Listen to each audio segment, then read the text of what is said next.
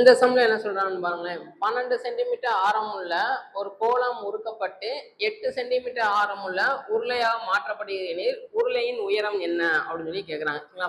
ஒரு ஷேப்பை இன்னொன்னா நம்ம மாற்றும் போது ரெண்டோட கன அளவு வந்து எனக்கு ஈக்குவலா இருக்கும். சரிங்களா?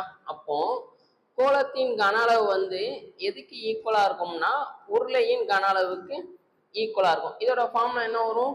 4/3 பை ஆர் கியூப்னு வரும். இதுக்கு ஃபார்முலா வந்து என்ன வரும்னா பை, இங்க ஒரு ஆரம் வரும், அதை கேபிட்டல்னு எடுத்துக்கிறேன். Pi R square H. பொதுவாக உள்ளதை கேன்சல் பண்ணிடுங்க. இதுவும் கேன்சல் ஆயிரும். கோலத்தோட ஆரம் வந்து 12, இங்க வந்து 8.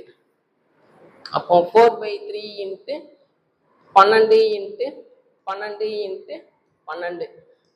உருளையோட ஆரம் எவ்வளவு கொடுத்துருக்காங்க? 8 சென்டிமீட்டர். அப்போ 8 இன்ட்டு 8 இன்ட்டு ஹச் தான் நம்ம கண்டுபிடிக்கணும். உயரம் வந்து என்னன்னு கண்டுபிடிக்கணும். 1 இங்க 4 3 12, 1 இங்க 2, 1 இங்க 2, 2 4, இங்க 3, அப்போ 36ன்னு வரும். அந்த உருளையோட உயரம் வந்து என்ன இருக்கும்னா 36 சென்டிமீட்டர்னு இருக்கும். இந்த மாடல்ல நமக்கு நிறைய தடவை கொஸ்டின்ஸ் கேட்டிருக்காங்க. இது வந்து 10th ஸ்டாண்டர்ட் புக்ல இந்த மாடல்